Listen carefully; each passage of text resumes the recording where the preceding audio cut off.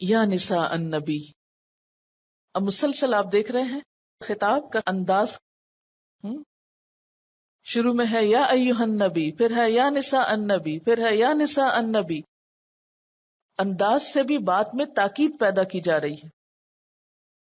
یا نساء النبی، اے نبی کی بیویوں، لستن کاحد من النساء، تم عام عورتوں کی طرح نہیں ہو.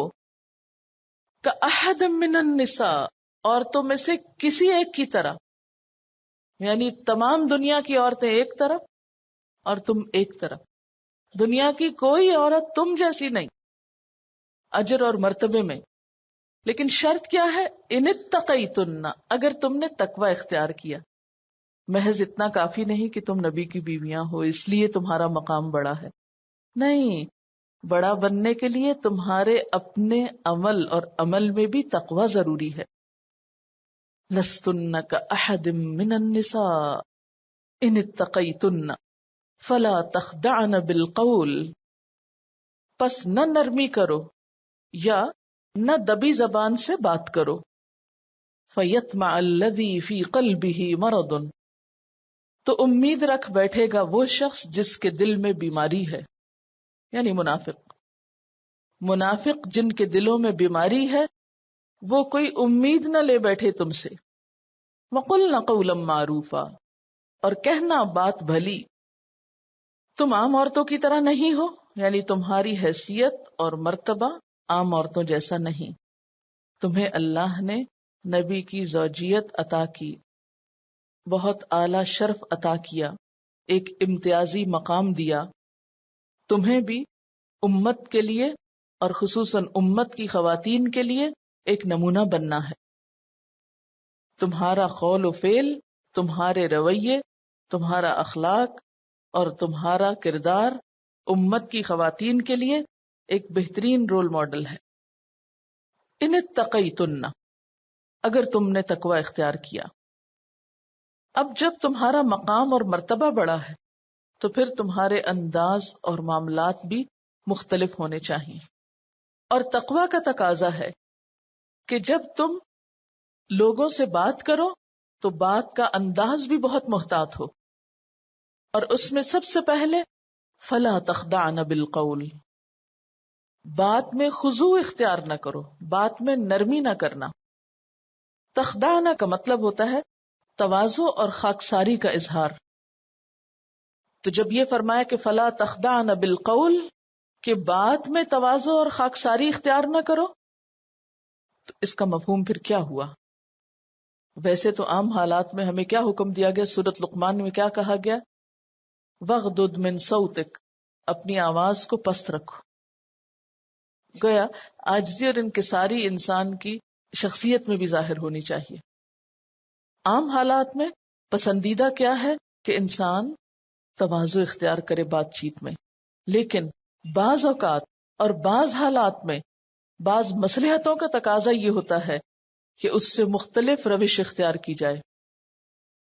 اب جیسا کہ پیچھے میں آپ کو بتا چکی ہوں کہ اس دور میں منافقین رات دن اس تگ و دو میں تھے کہ ازواج مطہرات کے دلوں میں وسوسہ اندازی کی جائے اور کوئی ایسی بات نکال لی جائے ان کی گفتگو سے یا ان کے رویے سے کہ جسے لوگوں کے سامنے پیش کر کے ایک فتنہ کھڑا کیا جا سکے، مسلمانوں کو اخلاق کے میدان میں مار دی جا سکے.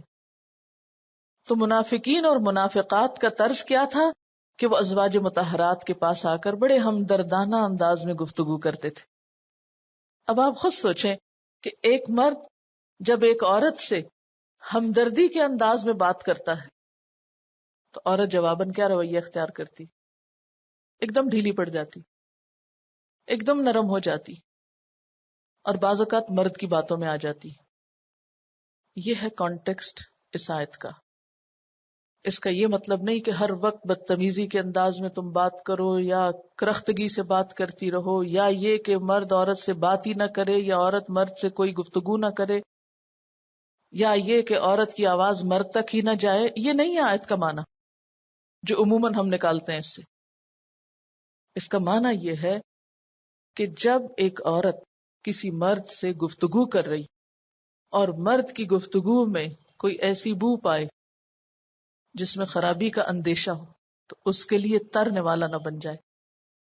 اس کی بات کے جواب میں ایک فرم رویہ اختیار کرے، ایک ایسا حجاب اپنی گفتگو میں قائم کرے کہ دوسرے کو راہ پانے کا موقع نہ ملے، دوسرا ایکسپلائٹ نہ کر سکے.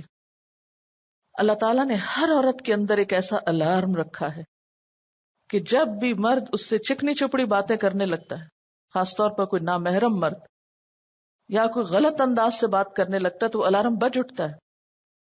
اب یہاں عورت کو کیا بتایا جا رہا ہے کہ ایسے موقع پر اسے کس طرح ڈیل کرنا ہے، ایسے موقع پر اسے احتیاطی تدبیر کیا اختیار کرنی، اور وہ تدبیر یہ ہے فلا تخضعن بالقول، باتوں میں نہیں آنا، نرمی نہیں یہاں برتنی، یہاں کسی طرح کی لوچ لچک سے بات نہیں کرنی، کوئی ڈھیلی ڈھالی گفتگو نہیں کرنی. کہیں ایسا نہ ہو فیطمع الذی فی قلبہ مرض، کہ ایسا شخص جس کے دل میں کوئی بیماری ہے، جس کی نیت میں کوئی خرابی ہے، وہ کسی غلط فہمی کا شکار ہو جائے، وہ تمہاری کسی بات سے کوئی غلط میسج نکال لے، کوئی غلط معاملہ اس سے اخذ کر لے. اور یہاں سے کیا ہو سکتا ہے؟ وہی خطرہ جس کی پیچھے نشاندہی کی گئی، بفاحشۃ مبینہ کا ارتکاب کو مسدود کر دیا گیا. کیونکہ کسی بھی برائی کا آغاز کہاں سے ہوتا ہے؟ گفتگو سے ہوتا ہے. یعنی مفسدین کو، منافقین کو دلیر نہ ہونے دینا. یعنی ایک تو یہ ہو سکتا تھا نا، اللہ تعالیٰ فرماتے کہ آج کے بعد ازواج مطہرات کسی سے بات نہیں کریں گی، کیونکہ بات کرنے میں خطرہ ہے، آپ کے گھر کو بچانا اور محفوظ کرنا، لہٰذا کوئی مرد ازواج مطہرات کے دروازے پہ نہ آئے، ازواج مطہرات کسی سے بات نہ کریں. یہ نہیں کہا گیا. کیا کہا گیا؟ کہ بات کرو. وَقُلْنَ قَوْلًا مَعْرُوفًا، معروف بات کرو. گویا بات کرنا نہیں منع، لیکن بات میں سے وہ بات نہیں کرنا جس سے کوئی غلط فہمی کا شکار ہو. فَيَطْمَعَ الَّذِي فِي قَلْبِهِ مَرَضٌ، دل کا مریض. دل کا مریض کس کو کہتے ہیں عام زبان میں بھی؟ شعر و شاعری کی زبان میں دل کا مریض کس کو کہتے ہیں؟ سمجھتے ہیں نا آپ اس بات کو؟ کوئی دل کا مریض، کوئی گھروں میں رخنہ اندازی کرنے والا تمہارے کسی ایسے ویک پوائنٹ سے تمہیں نقصان نہ پہنچا جائے. اور جیسا کہ میں نے عرض کیا کہ ازواج مطہرات ہم سب خواتین کے لیے ایک بہترین نمونہ ہے. اس میں صرف انہیں نہیں کہا جا رہا، ہم سب کو بھی کہا جا رہا ہے کہ مردوں کے ساتھ گفتگو میں محتاط انداز اختیار کرو، کہیں کوئی مرد اپنی ایسی باتوں سے تمہیں پھسلا نہ لے جائے. ایک دن ایک بچی روتی ہوئی میرے پاس آئی، اس سے بات نہیں ہو پا رہی تھی. کہنے لگی میں آپ کے پاس آئی ہوں کہ میرے ضمیر پہ بہت بڑا بوجھ ہے، مجھے چین نہیں آ رہا، نہ مجھے نیند آ رہی ہے، نہ مجھے کچھ سکون آ رہا ہے، اور مجھے آپ کے پاس آتے ہوئے بھی بہت خوف آ رہا تھا. اور میں سوچ رہی تھی کہ اگر میں آپ کو فیس نہیں کر سکتی تو میں اللہ تعالیٰ کو کیسے فیس کروں گی. مجھ سے وہ ہو گیا جو نہیں ہونا چاہیے تھا. تو میں سمجھ گئی کہ معاملہ کیا ہے. میں نے کہا کہ کیا مشکل ہے، کیا ہوا، کیوں ہوا؟ کہنے لگی کہ میری ایک دوست آئی اور مجھ سے کہنے لگی کہ ایک لڑکا تم میں انٹرسٹڈ ہے اور باہر سے آیا ہے، وہ تم سے شادی کرنا چاہتا ہے، میں چاہتی ہوں کہ تم اس سے بات کر لو اور اس سے مل لو. کہنے لگی کہ اس نے مجھے اس طرح کچھ باتیں کی، کچھ اس طرح کنونس کیا، اور معلوم ہے آپ کو کہ ہمارے معاشرے میں لڑکیاں شادی کی عمر کو پہنچتی ہیں، شادی نہیں ہوتی تو ایک عام فرسٹریشن پائی جاتی. اور جب زندگی میں کوئی خاص مقصد نہ ہو، کوئی خاص کام نہ ہو اور فرسٹریشن کا انسان شکار ہو، تو ایسی وسوسہ اندازی سے کسی بھی انسان کا متاثر ہو جانا کوئی مشکل نہیں ہوتا. تو کہنے لگی کہ پہلے تو میں نے کہا کہ نہیں اس طرح نہیں ٹھیک، یا کچھ جیسے عام طور پر انسان تکلفاً یا شرما کر کہتا ہے، لیکن دوستوں کو نہ کون کرے. اب دوست ناراض ہو سکتے ہیں نا کہ اگر آپ ان سے کہیں نہیں بھی میں تو کسی لڑکے سے نہیں مل سکتی یا بات نہیں کر سکتی.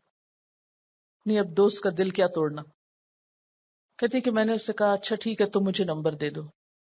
میں نے اس کا نمبر لے لیا اور اس کو اپنی بہن کے گھر سے جا کے کال کیا. بہن کو نہیں پتا چلا. کہتی اس لڑکے نے کچھ اس طرح کی مجھ سے باتیں کی کہ میرا دل ایک دم اس کی طرف مائل ہوا. پھر اس نے مجھ سے کہا کہ دیکھو اگر واقعی تم شادی کرنے میں انٹرسٹڈ ہو تو مجھ سے ملو. کہتی پہلے تو میں نے انکار کیا، پھر میں نے کہا کیا حرج ہے ملنے میں، شادی کرنی ہے اور اسلام بھی اجازت دیتا ہے کہ لڑکا لڑکی کو دیکھ لے وغیرہ وغیرہ، ایسی شیطانی تعویلات. تو کہتی ہے کہ ہم نے وقت طے کیا اور اس نے کہا کہ ٹھیک ہے. تو میں نے کہا تم گھر میں کیا بتا کے گئی؟ کہنے لگی میں نے بتایا تھا کہ میں یونیورسٹی جا رہی ہوں، اور میں نے جانا بھی تھا، جھوٹ نہیں تھا، میں یونیورسٹی بھی گئی اور راستے میں جہاں اس شخص نے جگہ مقرر کی وہاں بھی چلی گئی. کہتی پھر مجھے تو سمجھ ہی نہیں آئی اس نے کیسی باتیں شروع کی، اور پھر باتیں کرتے کرتے اس نے میرے ساتھ زبردستی کی اور میں لٹ گئی، اور اب میرا ضمیر مجھے چین نہیں لینے دے رہا. یعنی جس شخص کے اندر تھوڑا سا بھی شعور زندہ ہو اس کا حال کیا ہو سکتا ہے. تو میں خود ایک تکلیف کی کیفیت میں تھی اس کی ساری گفتگو سن کے، اور میں اس سے پوچھا کہ تم نے کل کتنی کالز کی تھی؟ کہنے لگی 3-4 کالز کی ہوں گی. میں نے کہا صرف 3-4 کالز کے بعد تم اس سے ملنے چلی گئی؟ تم نے یہ کیوں نہیں کہا کہ تم میرے ماں باپ سے رشتہ مانگو؟ کیا لڑکیاں اپنے رشتے خود کیا کرتی ہیں؟ اسلام کو ایک طرف بھی رکھیں تو کیا اخلاق بھی اس چیز کی ہمیں اجازت دیتا ہے کہ ہم اپنی شادی کے معاملات گھر سے باہر ماں باپ سے چھپ کے طے کرتے پھریں؟ کہتی کسی لحاظ سے بھی درست نہیں ہے. تو ایسی سچویشنز ہی سے بچنے کے لیے کیا کہا جا رہا ہے کہ جہاں کہیں تمہیں کسی مرد کی گفتگو میں کوئی ایسا میسج یا پیغام ملے، فلا تخضعن بالقول، اسے ریفیوٹ کیسے کرو گے، اس کا مقابلہ کیسے کرو گے؟ اپنے کلام، اپنی گفتگو کو ایک دم سپاٹ کر لو گے، کسی کو رستہ نہیں دو گے. فلا تخضعن بالقول، کوئی نرمی نہیں. خضع، خضوع کہتے ہیں نا جھک جانے کو، کوئی جھکاؤ نہیں، فرم، سپاٹ، ایک دم سے، نو، اس سے آگے نہیں. لیکن کتنی لڑکیاں ہوتی ہیں جن کے اندر یہ جرت ہو کہ نو، اس کے آگے نہیں. باریک سا ایک پردہ ہے نا، اسلام اجازت دیتا ہے آپ انٹریکٹ کریں، کسی سے کچھ سودا خریدنا ہے آپ بازار ضرورت کے تحت جا سکتے ہیں، آپ ضرورتاً کسی سے بات کر سکتے ہیں، آپ کے خاندان کے اندر رشتہ داروں میں نان محرم لوگ ہوں گے، آپ کے جان پہچان کے لوگوں میں ہوں گے، معاشرے کے اندر لوگ ہوں گے. ایسا نہیں کہا گیا کہ بات ہی نہ کرو اور ایک بڑی بڑی دیواریں شہر کے اندر کھڑی ہو جائیں اور ایک طرف مرد اور عورتیں، یہ نہیں کہا گیا، نہ یہ ممکن ہے، یہ پاسبل ہی نہیں ہے. لیکن حدود قائم کر دی گئی کہ ایک دوسرے سے بات کرنے کی کیا حدود ہیں، کہاں کھڑے ہو سکتے، کہاں سے آگے نہیں بڑھ سکتے. اور خاص طور پہ یہ جو کہا گیا نا فَيَطْمَعَ الَّذِي فِي قَلْبِهِ مَرَضٌ، تمے میں پڑ جائے گا، لالچ میں پڑ جائے گا. اور لالچ سے مراد یہاں وہ خاص لالچ کہ ہاں یہ لڑکی تو مجھ پہ بچھی جا رہی ہے اور فدا ہو رہی ہے، کیوں نہ اس سے فائدہ اٹھا لو، فلرٹ کرو اس کے ساتھ. اور آج کے معاشرے میں گرل فرینڈ اور بوائے فرینڈ کے نام سے خوبصورت الفاظ اور خوبصورت نعروں سے ہم نے اس بہت بڑی برائی کو بڑا ہی حسین بنا دیا، اور اس میں سراسر نقصان ہو رہا ہے عورت کا. اسی لیے ازواج مطہرات کو رول ماڈل بنا کر سب خواتین کو، سب لڑکیوں کو بتایا گیا دیکھو تم نے اپنی حفاظت اس طرح کرنی. حفاظت صرف کپڑے پہن کے نہیں ہوتی، حفاظت صرف برقعے اوڑھ کے نہیں ہوتی، حفاظت اپنے رویوں سے، اپنے معاملات سے، ایمان کی طاقت سے، شرافت اور اخلاق کے اعلی اصولوں سے، کہ کسی کو ٹیڑھی آنکھ سے دیکھنے کا موقع نہ ملے، کوئی تم سے فائدہ نہ اٹھا جائے. تم کوئی شو پیس ہو، تم دوسروں کے دل بہلانے کے لیے تھوڑی پیدا کی گئی ہو، تم دوسروں کی سفلی جذبات اور شہوت اور خواہشات کی تسکین کی آماجگاہ تھوڑی ہو، تم کسی کے گھٹیا جذبات اور گھٹیا خیالات کو تسکین دینے کے لیے تو پیدا نہیں کی گئی. تمہارا ایک مقام ہے، عزت ہے، مرتبہ ہے، تمہیں اس سے نیچے نہیں آنا. اور پھر خاص طور پر ازواج مطہرات کو اس لیے بھی کہا گیا کہ ان کی نسبت نبی صلی اللہ علیہ وسلم کے ساتھ تھی، وہ آپ کے نام سے پہچانی جاتی تھی، وہ آپ کے گھرانے کی خواتین تھی. اگر خدا نخواستہ کوئی چھوٹی سے چھوٹی یا کوئی بڑی بات اس موضوع سے متعلق کہیں سے بھی کچھ لیک ہوتی یا بنا لی جاتی تو اس سے بہت بڑا نقصان ہو سکتا تھا.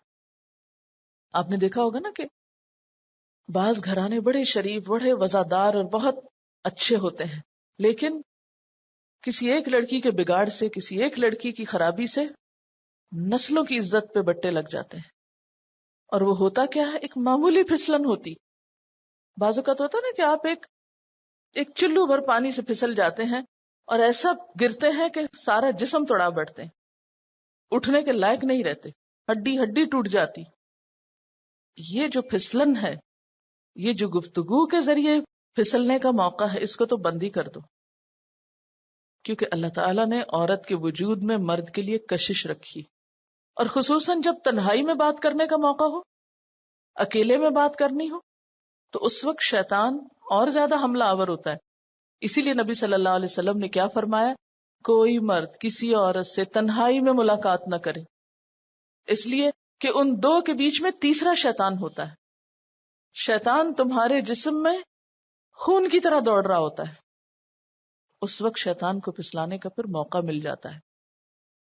تو عورت کی میٹھی گفتگو ایسے موقع پر، اور اس کی آواز کی لوچ لچک، اور اس کی آواز کا دب جانا، اور اس کا ڈھیلا پڑ جانا، اور جواب نہ دے پانا، یہ سب ایک کمزور شخصیت کی علامت ہوتی. اور ایسے ہی کمزور شخصیت پھر دوسروں کے لیے ترنے والے بن جاتے ہیں. ترنے والا آسانی سے حلق کے نیچے اتر جاتا ہے نا. تو کوئی بھی بد باطن، بد نیت، بد اخلاق، منافق، کمزور ایمان کا، جس کا دل بیمار ہو، وہ تم سے کوئی فائدہ نہ اٹھا جائے. اب بات یہ تھی کہ ازواج مطہرات کا مقام ایسا تھا کہ آپ صلی اللہ علیہ وسلم کے زمانے میں بھی اور آپ کے بعد بھی ازواج مطہرات کے دروازے پر ہر طرح کے لوگ آتے تھے. وہ ان سے دنیاوی مدد کے علاوہ دینی مسائل پوچھا کرتے تھے. وہ امت کی مائیں تھیں، ان کے لیے روشنی کا مینار تھیں، ان سے ان کا نصف دین وابستہ تھا. تو یہ تو نہیں ہو سکتا تھا، اس سے تو معاشرے کو بہت نقصان ہو سکتا تھا کہ اگر ازواج مطہرات سے بات پر ہی پابندی لگا دی جاتی کہ جی بات ہی نہیں کر سکتے کیونکہ آواز پردہ ہے. یہ نہیں کہا گیا، بات کر سکتے ہو مگر اس میں حدود قائم کرو اور موقع کی مناسبت سے. یعنی ایسی بات جس میں بے تکلفی نہ ہو، ہنسی مذاق نہ ہو، ایک باوقار انداز ہو. وَقُلْنَ قَوْلًا مَّعْرُوفًا، بھلی بات کرو، معروف بات کرو، نیکی کی بات کرو، معروف طریقے کے مطابق کرو. جس طرح ایک قاعدے کے مطابق سب کے سامنے ایک مرد اور عورت بھلے مانسوں کی طرح بات کرتے ہیں، تو معروف بات کہہ کر، یعنی نان محرم مرد اور عورت کی بات باہم کس طرح ہو سکتی ہے. اب ہم اپنے لیے مثال دیں. مثلا ہمیں اگر کسی مرد سے بات کرنی تو کیسے بات کرنی ہے؟ اس کے لیے دو لفظ بولے گئے، قولاً معروفا، معروف بات کرنی. معروف بات کیا ہوتی ہے؟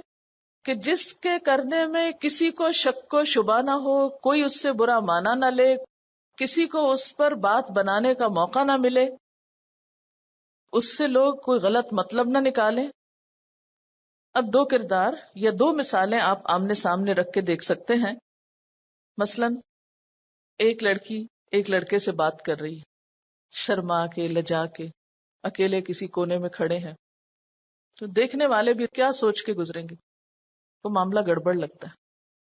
اور ایک لڑکی ایک لڑکے سے بات کر رہی ہے لیکن ایک معروف طریقے سے بات کر رہی ہے. معروف کا مطلب کیا؟ کہ جسے عقل بھی درست تسلیم کرتی کہ ہاں ٹھیک ہے، ضرورت کے تحت بات ہو رہی ہے، کوئی ایسی خرابی کی بات نہیں ہے، کوئی ایسی بری بات نہیں ہے، ضرورتاً ایک بات ہے، کوئی حرج نہیں. یعنی دیکھنے والا دیکھ کے جج کر سکتا ہے. یعنی پہچان کے لیے کیا لفظ دیا گیا؟ معروف. کہ ایک اچھی بات کون سی بات ہوتی ہے؟ قولم معروف ہوتی ہے، جانی پہچانی، جس کو کوئی برا نہیں کہتا، جس کے بارے میں کوئی حرف نہیں اٹھا سکتا، جس پہ کسی کو شک نہیں پڑ سکتا، جس پر کسی کو بات بنانے کا موقع نہیں مل سکتا. اور بات بنانے کی وجہ کیا تھی؟ کیونکہ پیچھے فرمانا فَيَطْمَعَ الَّذِي فِي قَلْبِهِ مرض، وہ لوگ جنہیں آپ صلی اللہ علیہ وسلم سے ایک بغض تھا، کینہ تھا، حسد تھا جن کے دلوں میں، جو آپ کے خلاف اناد رکھتے تھے دلوں میں، جو آپ کو دن رات نقصان پہنچانے کی کوششیں کر رہے تھے، جو ازواج مطہرات کو بدنام کرنے کی کوششوں میں تھے، اور جن کی کوششوں کے نتیجے میں ہی واقعہ افک رونما ہوا. آپ سوچیں، واقعہ افک کو اگر آپ دہرائیں، ذہن میں لائیں، تو یوں لگتا ہے نا کہ جیسے یہ منافق دن رات تاک میں تھے، کہیں سے کوئی بات مل تو جائے، کوئی موقع تو ملے کہ آپ صلی اللہ علیہ وسلم کو نقصان پہنچائیں، کیونکہ ان کے دلوں میں بیماری تھی نا، آپ سے حسد، آپ سے بغض، آپ سے دشمنی تھی. تو دشمن تو پھر ہر طرف سے وار کرنے کی کوشش کرتا ہے. ایک اور بات یہ ہے کہ یہاں پر ہم سب کو یہ بھی جاننے کی ضرورت ہے کہ عموماً ایسی خرابیاں، ایسے حرام کام ایمان کی کمزوری سے جنم لیتے ہیں. جب دلوں میں منافقت ہو، جب ایمانی اور اخلاقی تربیت اعلیٰ درجے کی نہ ہو، تو پھر عورت کمزور ہوتی اور مردوں کو موقع مل جاتا ہے کہ وہ شکاری کی طرح کہیں سے بھی کسی کو شکار کر لیں. مزید کیا تلقین کی گئی؟ وَقَرْنَ فِي بُيُوتِكُنَّ، اور قرار پکڑو اپنے گھروں میں. وقرنا، قرنا کا لفظ جو ہے قرار سے بھی ہے اور وقار سے بھی ہے. اگر قرار کے معنوں میں ہو تو مراد یہ ہے کہ ٹک کر رہو، اور وقار سے ہو تو معنی ہے سکون سے رہو، چین سے بیٹھو. تو اس سے کیا پتہ چلتا ہے کہ عورت کا اصل دائرہ کار کیا ہے، عورت کے دائرہ عمل کی اصل جگہ کیا ہے. اس کا گھر، اس کی بنیادی یا پرائمری رسپانسبلٹی کیا ہے، اس کا گھر. وَقَرْنَ فِي بُيُوتِكُنَّ، گویا عورت کے لیے پسندیدہ کیا ہے؟ چار دیواری کا تحفظ. کیونکہ گھر ایک ایسی جگہ ہوتی ہے جہاں انسان خطرے سے خالی ہوتا ہے. اسی لیے وہ منافق کہتے ہیں نا اِنَّ بُيُوتَنَا عَوْرَةٌ، ہمارے گھر بے پردہ ہیں، محفوظ نہیں ہیں. وَمَا هِيَ بِعَوْرَةٍ، حالانکہ وہ غیر محفوظ نہ تھے. کیونکہ قرار کی جگہ، وقار کی جگہ، سکون کی جگہ، اطمینان کی جگہ اور عورت کی ذمہ داریوں کو احسن طریقے سے ادا کرنے کے لیے ایک بہترین جگہ اس کا گھر ہے. ہاں، ضرورتاً گھر سے باہر جا سکتی ہے، اور اس کے لیے حدیث میں آتا ہے قد اذن اللہ لکن ان تخرجن لحوائجکن، کہ اللہ نے تم عورتوں کو اجازت دی ہے کہ اپنی ضروریات کے لیے گھروں سے باہر نکلو. یہ بخاری کی روایت ہے. تو مقصود اور منشا کیا ہے؟ کہ ضرورت کے بغیر بلا وجہ گھر سے مت نکلو. خطاب اگرچہ ازواج مطہرات ہی کو ہے، پچھلی ہی بات کی کنٹینیویشن ہے، لیکن ازواج مطہرات ہم سب کے لیے ایک مثال ہے. وَقَرْنَ فِي بُيُوتِكُنَّ، یعنی عورت جب گھر میں ہوگی تو دشمنوں کے وار سے، برائی کی جگہوں پہ جانے سے محفوظ رہے گی. برائی کی طرف جانے کا احتمال کم سے کم ہو جائے گا. منافقین و منافقات کو اپنی مرضی کرنے کا یا اپنی خواہش کی تکمیل کا موقع نہ ملے گا. یہ بالکل ایسی نہ کہ جیسے کوئی بہت شفقت سے اپنے بچے کو نصیحت کرتا ہے، دیکھو تم آرام سے اپنا پڑھا کرو، آوارہ لڑکوں کی طرح بازار میں نہ گھومو. تو اس کا یہ مطلب نہیں ہے کہ وہ اپنے بچے کو کسی مصیبت میں ڈال رہا ہے. اگرچہ بچے تو یہ سمجھتے ہیں کہ ہمیں پکڑا جا رہا ہے، جکڑا جا رہا ہے پڑھنے کو کہہ کے، لیکن یہ ایک خیر خواہی کی نصیحت ہوتی ہے.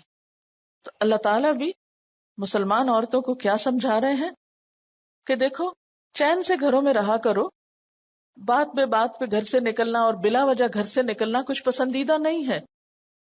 اب سوال یہ پیدا ہوتا ہے کہ وہ کون حد مقرر کرے گا کہ ضرورت کیا ہے اور کیا نہیں ہے، یعنی عورت کی ضروریات میں کیا کچھ آتا ہے. آپ سب اس کو اچھی طرح دیکھ سکتے ہیں. مثلاً عورت کی ضرورت تعلیم حاصل کرنا ہے، کیونکہ طلب العلم فریضۃ علی کل مسلم. اب یہ تو نہیں ہو سکتا کہ ہر عورت کے لیے گھروں میں ٹیوٹر آئیں یا گھروں میں استاد مہیا کیے جائیں، اسے گھر سے نکلنا پڑے گا.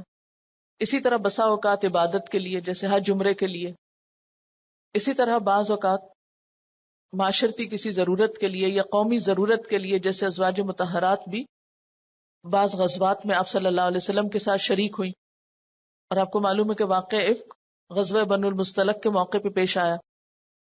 اسی طرح اگر مرد خریداری نہیں کرتا یا ضروریات زندگی پوری نہیں کر سکتا تو بعض اوقات اس کو کام کرنا پڑے گا، بعض اوقات خریداری کرنی پڑے گی. یہ سب تو ضرورت ہے، اور ہم میں سے ہر شخص اپنی ضرورت خود دیکھ سکتا ہے. اور ایک ہے جسٹ فار انجوائمنٹ، صرف سیر و تفریح کے لیے بازاروں میں گھومنا، ونڈو شاپنگ کرنا، بے مقصد ادھر سے ادھر جانا. یہ کس کا کام ہو سکتا ہے؟ ایک فارغ انسان کا کام تو ہو سکتا ہے، لیکن با مقصد انسان یہ نہیں کر سکتا. یعنی ایک مسلمان عورت کا شوق یہ نہیں ہو سکتا کہ وہ بازاروں میں ماری ماری پھرتی رہے، کیونکہ اس کے لیے بنیادی حکم کیا ہے؟ وَقَرْنَ فِي بُيُوتِكُنَّ۔ اچھا، اسی وجہ سے ہم دیکھتے ہیں کہ عورت کے لیے عبادات کو بھی گھر میں زیادہ پسند کیا گیا. مثلا 5 نمازوں کا مسجد میں پڑھنا کتنا اجر و ثواب کا باعث ہے کہ ایک نماز 27 گنا زیادہ اجر رکھتی ہے اگر مسجد میں با جماعت پڑھی جائے. اسی طرح جمعے کی نماز بڑی فضیلت والی ہے. مجاہد کا کتنا بڑا اجر و ثواب ہے جب وہ جنگ لڑنے کے لیے جاتا ہے.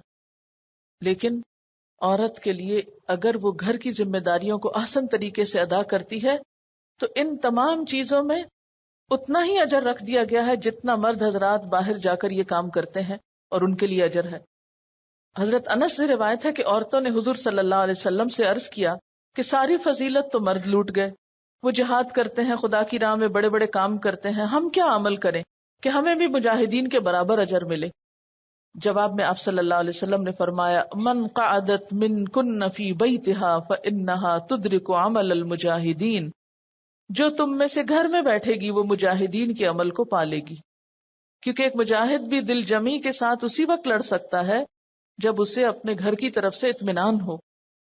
ایک اور روایت میں آتا ہے آپ صلی اللہ علیہ وسلم نے فرمایا ان المرأة عورۃ، کہ بے شک عورت چھپنے کے لائق ہے. مستورۃ، عورت کا کیا مطلب؟ یعنی غیر محفوظ چیز ہے. فاذا خرجت استشرفها الشیطان، جب وہ گھر سے نکلتی ہے تو شیطان اس کو تاکتا ہے. وَأَقْرَبُ مَا تَكُونُ بِرَوْحَةِ رَبِّهَا وَهِيَ فِي قَعْرِ بَيْتِهَا، اور اللہ کی رحمت سے قریب تر وہ اس وقت ہوتی ہے جب وہ اپنے گھر کے اندر ہوتی. یعنی جتنا وہ باہر نکلے گی، جتنا وہ بیکار گھومتی پھرتی رہے گی بے مقصد، اتنا ہی وہ رحمت سے دور ہوگی. اور جتنا وہ پرسکون طریقے سے گھر میں اپنا کام کرے گی اتنے ہی اس کی عبادات اور اس کے سارے کام زیادہ بہتر طرح ہوں گے. لیکن ظاہر ہے کہ زندگی اور حالات کا تقاضا بعض اوقات باہر نکلنے کے لیے بھی ہوتا ہے، تو ایسے میں طریقہ بتا دیا گیا کہ اگر تمہیں باہر نکلنا ہے تو کچھ شرائط کے ساتھ. اور وہ شرائط کیا ہے؟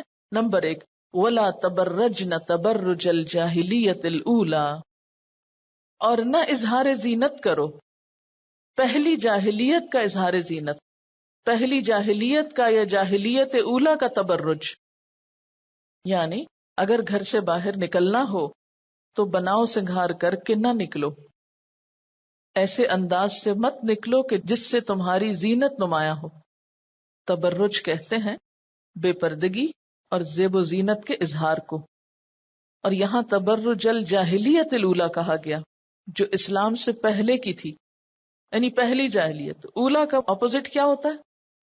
اخرى. یعنی اگر پہلے دور کی جاہلیت تھی تو کوئی جدید دور کی بھی ہوگی. تو فی الحال تو مومن عورتوں کو کیا کہا گیا کہ وہ پچھلی جاہلیت کا ارتکاب نہ کرو، وہ بیکورڈ عورتوں جیسے کام نہ کرو. اپنی زینت اور اپنے جسمانی محاسن اور اپنی خوبصورتی زیب و زینت مردوں کو مت دکھاؤ. اس میں 5 چیزیں شامل ہیں. نمبر 1، اپنے جسم کے محاسن کی نمائش. نمبر 2، زیورات کی نمائش اور جھنکار. نمبر 3، پہنے ہوئے گھریلو کپڑوں کی نمائش، یعنی جو گھر کے زیب و زینت والے کپڑے ہوتے ہیں. نمبر 4، رفتار میں بانک پن اور ناز و ادا، یعنی چال میں جو بانک پن ہے وہ بھی اس میں آتا ہے. اور نمبر 5، خوشبو وغیرہ کا استعمال جو غیر مردوں کو اپنی طرف متوجہ کرے، یعنی پھیلنے والی خوشبو جو مردوں کو اٹریکٹ کرے. کیونکہ تبرج کا لفظ جو ہے یہ بیر جیم سے ہے، برج سے. برج کا معنی ہوتا ہے نمایاں ہونا، ابھرنا، کھل کے سامنے آنا. اور یہ جو برج ہوتے ہیں یہ بھی اپنے نمایاں ہونے کی وجہ سے ہی برج کہلاتے ہیں. جیسے یہ مسجدوں کے اوپر یا قلعوں کے اوپر نہیں برج بنے ہوئے ہوتے، بروج جس کی جمع ہوتی. بادبانی کشتی کے لیے بھی بارجہ کا لفظ استعمال ہوتا ہے کیونکہ وہ دور سے نمایاں ہوتی. یعنی عورت ایسا انداز، ایسا لباس، ایسا طریقہ اختیار نہ کرے کہ بازار میں جب وہ نکلے تو دور سے لوگوں کو اپنی طرف متوجہ کر دے. نہ تو اپنے جسمانی فیچرز کو نمایاں کرے، جسم کے ابھرے ہوئے حصے ان کو نمایاں نہ کرے، مثلا سینہ یا بیک. کیونکہ کچھ معاشروں کے اندر مثلا افریقن کنٹریز میں، ایجپٹ میں بعض اوقات ایسے پیڈز رکھے جاتے ہیں بیک پر کہ جس سے بیک نمایاں ہو یا بٹکس جو ہیں وہ زیادہ بھاری نظر آئیں. ان کے ہاں یہ حسن کی نمائش کا ایک طریقہ ہے.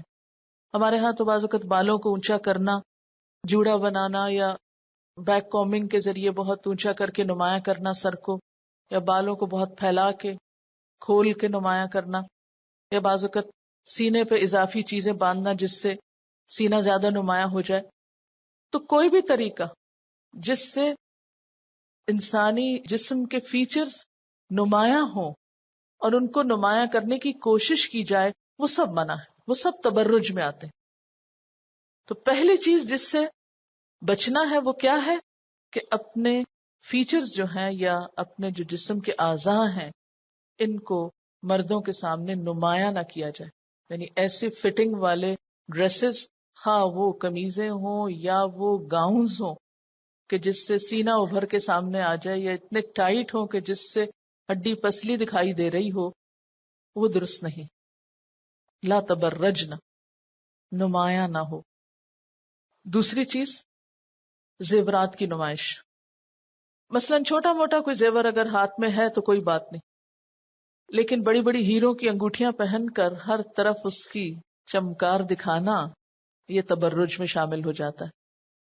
یا ایسی پازیب یا ایسا ہاتھ کا کوئی زیور پہننا کہ جس کی بہت آواز ہو، کہ آپ چل رہے ہیں اور ساتھ چن چن ہو رہی ہے، یہ بھی تبرج میں آ جاتا ہے. کیونکہ نمایاں کرنے میں ہے نا کہ آپ متوجہ کر رہے ہیں. بنیادی مقصد کیا ہے؟ دوسروں کو متوجہ نہ کرو اپنی طرف.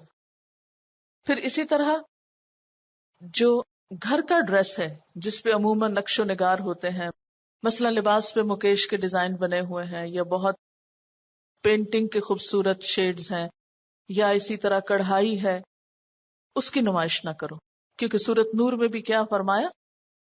وَلَا يُبْدِينَ زِينَتَهُنَّ، وہاں بھی زینت کے اظہار سے پرہیز کرنے کو کہا گیا. یہاں بھی وہ چیزیں جو بطور خاص نمائش کے نقطہ نظر سے پہنی جاتی ہیں، ان کی نمائش عورتوں کے بیچ میں بھی ناپسندیدہ ہے کہ ایک دوسرے پہ فخر جتایا جائے یا اپنی عمارت کا اظہار کیا جائے. مردوں کے سامنے یا بازار میں تو اور بھی ناپسندیدہ ہے. اسی طرح چال ایسی نہ ہو کہ جو دوسروں کو متوجہ کرے.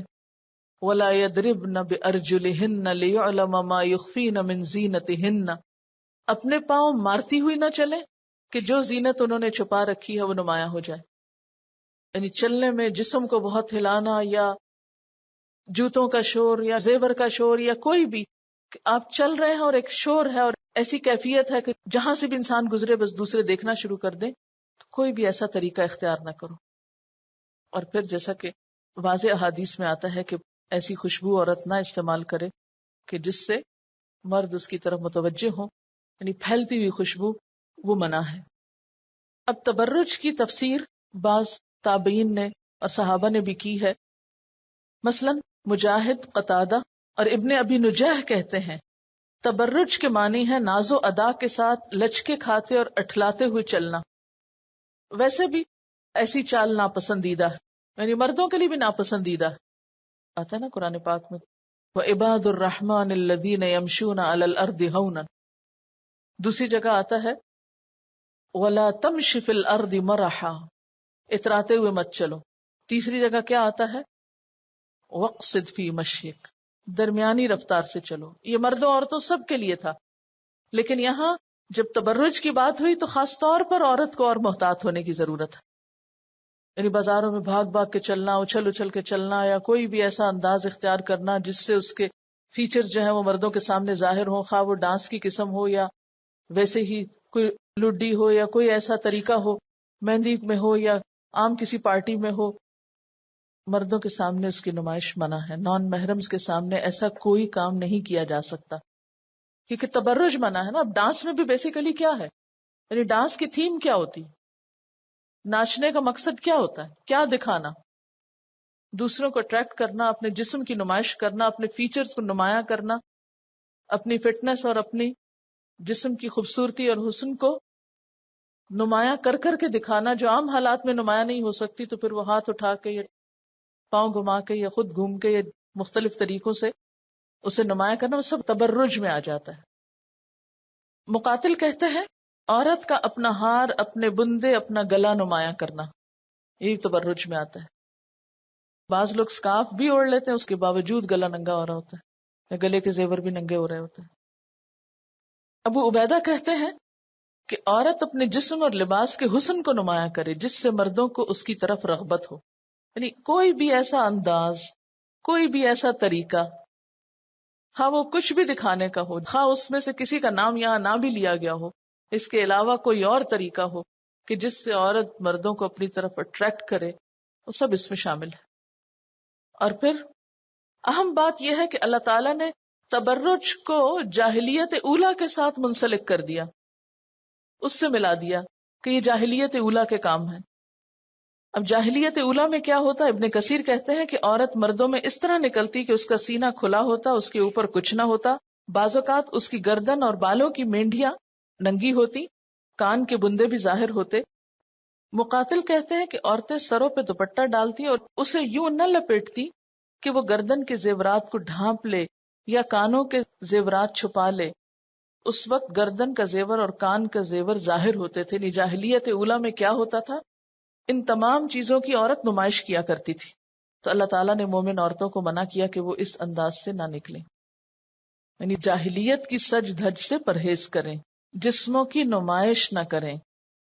کیونکہ جسم کی نمائش کرنا یا کسی مرد کا عورت سے جسم کی نمائش کی طلب رکھنا بڑا ہی گھٹیا ذوق ہے. یعنی انسانی جسم نمائش کی چیز تھوڑی ہے. ہم شو پیس ہیں جو دوسروں کو خوش کرنے کے لیے اپنے آپ کو نمایاں کرتے رہیں. کوئی پینٹنگ ہے یا ڈیکوریشن پیس ہے، کیا ہے ہم کہ اپنا آپ نمایاں کر کر کے غیر مردوں کو دکھائیں؟ کیوں آخر؟ کوئی عزت، کوئی شرف، کوئی مقام، کوئی ویلیو، کوئی حق نہیں ہمارا ان چیزوں پر. وہ جیسے مرد چاہیں ہم ویسے نظر آئیں. تو اللہ تعالیٰ نے اسلامی معاشرے کو اس سے پاک کرنا چاہا کہ جمال کا ایسا ذوق جو محض کسی کے جسم کو دیکھ کر پورا کیا جائے، یہ درست نہیں. وَأَقِمْنَا الصَّلَاةَ، اور نماز قائم کرنا. کیوں؟ وَأَقِمِ الصَّلَاةَ إِنَّ الصَّلَاةَ تَنْهَا عَنِ الْفَحْشَاءِ وَالْمُنْكَرِ. کیونکہ نماز پڑھنے والا یہ سب کچھ کر ہی نہیں سکتا. آپ دیکھیں اگر آپ 5 وقت نماز پڑھنا شروع کر دیں تو بہت سا تبرج خود بخود کٹ ڈاؤن ہو جائے گا. آپ کو لباس اپنا ویسا بنانا پڑے گا جو نماز کے لیے ضروری ہے یا شرط ہے کہ باپردہ ہو، بہت ٹائٹ نہ ہو، بازو اتنے ٹائٹ نہ ہو کہ آپ وضو ہی نہ کر سکیں، تو ایسا لباس تو نہیں پہن سکتے. یا اتنے باریک سی تھرو کپڑے تو آپ پہن ہی نہیں سکتے کہ جس میں نماز نہ ہو. تو اللہ تعالیٰ نے فوراً بعد نماز کا حکم دے دیا، وَأَقِمْنَا الصَّلَاةَ. پھر آپ ایسا میک اپ نہیں کر سکتے، ایسا زیور نہیں اپنے اوپر لاد سکتے کہ جس کے ساتھ نماز پڑھنی دوبر ہو جائے. نہ گلے میں کچھ ایسا پھر لٹکا سکیں گے، نہ کانوں میں لٹکا سکیں گے، نہ سر پہ چپکا سکیں گے ایسا کچھ کہ جس سے نماز میں رکاوٹ ہو. تو حقیقت یہ ہے کہ نماز بہت سی برائیوں سے خود بخود روک دیتی ہے انسان کو، ظاہری طور پر بھی اور باطنی طور پر بھی. کہ میں لوگوں کے سامنے کس حلیے میں جاتی ہوں، اللہ کے سامنے کسی اور حلیے میں، ڈبل سٹینڈرڈز ہیں میرے. یعنی جاہلی تہذیب کی علمبردار خواتین کی طرح نہیں تمہیں رہنا، تمہیں تو اسلامی تہذیب کا نمائندہ بننا ہے. اس لیے نماز کا قیام کرنا ہے. وَآتِينَ الزَّكَاةَ، اور زکوٰۃ ادا کرنا. ساتھ ہی زکوٰۃ کیوں آ گئی؟ اس لیے کہ جب آپ کو اپنے مال میں سے زکوٰۃ دینی ہوگی تو پھر بہت ایکسٹرا ڈریسز تو نہیں آپ بنا سکتے، میک اپ پہ ہزاروں تو نہیں خرچ کر سکتے. اگر ایک سرٹن اماؤنٹ ہے زیور کی اور ہر سال اس میں سے نکل رہا ہے تو کٹ ٹو سائز ہو جائے گا خود ہی. ہاں کٹ ٹو سائز ہو جائے تو پھر وہاں آ کے رک جاؤ، بس اتنا کافی ہے، اب اور نہیں نکالو. لیکن اس حد سے آدھا تولہ بھی اوپر بڑھے تو زکوٰۃ. وَآتِينَ الزَّكَاةَ، کیونکہ جب انسان اپنے آپ کو بہت زیادہ سجانے اور اپنی فکر کرنے میں لگ جاتا ہے تو عموماً پھر اس کو ہر چیز کی ہرس ہونے لگتی ہے، وہ دوسروں پہ خرچ نہیں کر سکتا. وَأَطِیعْنَا اللَّهَ وَرَسُولَهُ، اور ان جنرل زندگی کے سارے میدانوں میں اللہ اور اس کے رسول کی بات ماننی. اب بعض لوگ کہتے ہیں نا نہیں یہ آیات تو صرف ازواج مطہرات کے لیے تھی، انہی کو کرنا چاہیے تھا، ہمارے لیے نہیں ہے، ہم جو جی چاہیں کریں. تو پھر یہ نماز اور زکوٰۃ بھی صرف ازواج مطہرات ہی کے لیے ہو سکتی ہیں، ہمارے لیے تو نہیں. انما یرید اللہ لیذھب عنکم الرجس اہل البیت ویطہرکم تطہیرا. اللہ تو یہ چاہتا ہے کہ تم اہل بیت نبی سے گندگی کو دور کر دے اور تمہیں پوری طرح پاک کر دے. یطہرکم تطہیرا، سب فالتو فضول چیزیں نکلوا کے بالکل صاف ستھرا کر دے، سب رجس ہٹا دے. رجس کا کیا معنی ہوتا ہے؟ رجس ہر طرح کی ناپاکی اور گندگی کو کہتے ہیں، خواہ وہ افعال کی ہو یا شہوانی جذبات میں تحریک پیدا کرنے کا سبب ہو یا شرک اور کفر اور نفاق کی گندگی ہو. تو ہر طرح کی ظاہری باطنی گندگی کے لیے رجس کا لفظ استعمال ہوتا ہے. یعنی اللہ تعالیٰ تمہیں کیوں حکم دے رہا ہے کہ قرن فی بیوتکن، کیوں کہا جا رہا ولا تبرجن تبرج الجاہلیت الاولی، کہ نمائش ختم ہو جائے گی، بہت سا بوجھ ہٹ جائے گا. اچھا بہت سے ہمیں لباس کپڑا اور بہت سی چیزیں کیوں چاہیے ہوتی ہیں، روز گھر سے نکلنا ہوتا ہے. پھر ولا تبرجن تبرج الجاہلیہ کرنے کے لیے ہر طرح کا میک اپ چاہیے ہوتا ہے، چاہے حلال ہو حرام ہو پاک ہو ناپاک ہو، کس چیز سے بنا کس سے نہیں بنا، اس سے ہمیں کوئی غرض نہیں. اس کے کانٹینٹس کیا ہے، وہ کس چیز سے بنتا ہے، وہ رجس ہے یا نہیں، ہمیں تو صرف تبرج سے غرض. تو جاہلیت اولا کے تبرج سے جب بچنے کے لیے کہا گیا تو مقصود کیا ہے؟ یطہرکم تطہیرا. پھر اقمنا الصلاۃ، یعنی نہانا پڑے گا، وضو کرنا پڑے گا، دن میں 5 مرتبہ سب کچھ دھونا پڑے گا، سارا میک اپ دھونا ہوگا، اور نیل پالش بھی اتارنی پڑے گی. یطہرکم تطہیرا، پوری طرح پاک کرنا ہے. ایک بال کے برابر بھی اگر کوئی چیز چپکی رہ گئی اور ادھر پانی نہیں لگا وضو ہی نہیں ہوگا. یطہرکم تطہیرا ہو ہی نہیں سکتا. وآتینا الزکوٰۃ، مال بھی پاک کرنا ہے. یطہرکم تطہیرا، کیونکہ ہوتا یہ ہے نا کہ جب اتنی سی پابندیاں لگنے لگے تو انسان سمجھتا اوہ کیا مصیبت ہے، یہ نہ کرو یہ نہ کرو یہ نہ کرو، کیا کرو، ساری دنیا کر رہی ہے، میں تو رہی ایسا قرآن پڑھنے سے جس میں میرے لیے اتنی پابندیاں. تو اللہ تعالیٰ فرماتے نہیں، تم تو پہلے پابندیوں میں جکڑے ہوئے.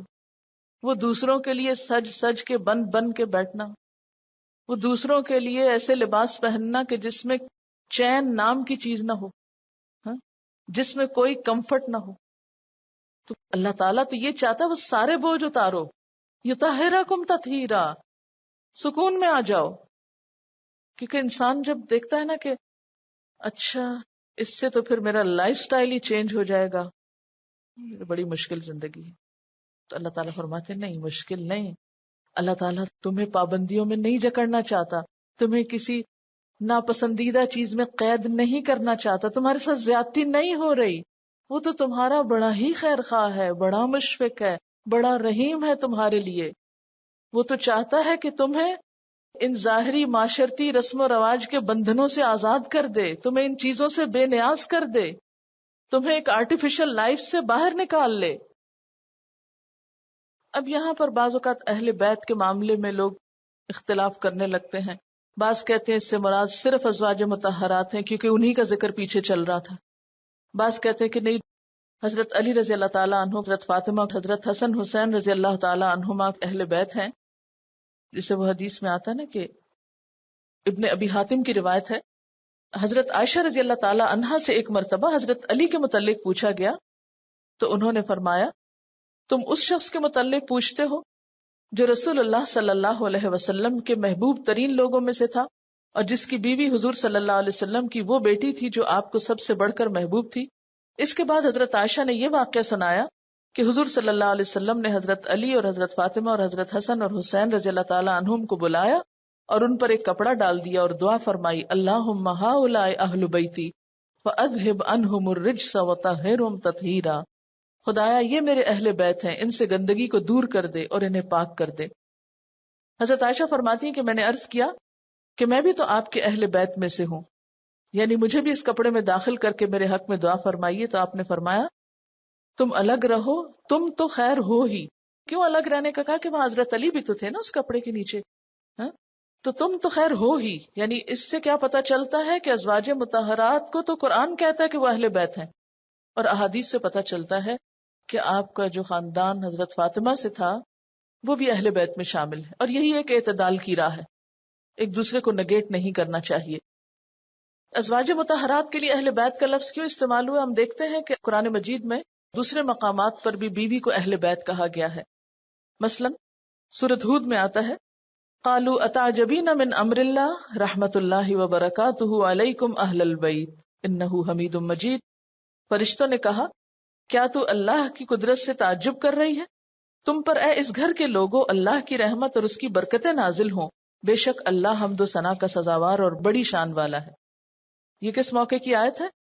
جب حضرت ابراہیم علیہ السلام کے پاس فرشتے آئے تھے اور ابھی ان کی اولاد نہیں تھی، صرف آپ اور آپ کی بیوی تھی، تو بیوی کے لیے انہوں نے کیا لفظ استعمال کیا؟ اہل بیت کا۔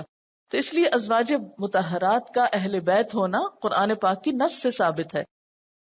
تو خلاصہ کیا ہے کہ اہل بیت کو بہت شفقت اور محبت کے انداز میں تسلی دی جا رہی ہے کہ یہ ہدایات جو تمہیں دی گئی ہیں، اس سے مقصود تمہاری زندگی کو قید و بند میں جکڑنا نہیں۔ اللہ تعالیٰ تو یہ چاہتا ہے کہ اہل بیت سے ہر طرح کی آلائش کو دور رکھے، ان کی انتہائی اعلیٰ اخلاقی تربیت کرے اور انہیں دنیا اور آخرت میں آپ کے لائق بنائے۔ یعنی آپ رسول اللہ صلی اللہ علیہ وسلم کی ساتھی تھیں، تو انہیں اس لائق ہونا چاہیے تھا اپنے اعلیٰ اخلاق اور کردار کی وجہ سے کہ وہ واقعی آپ کے ساتھ نسبت کے قابل ہوں۔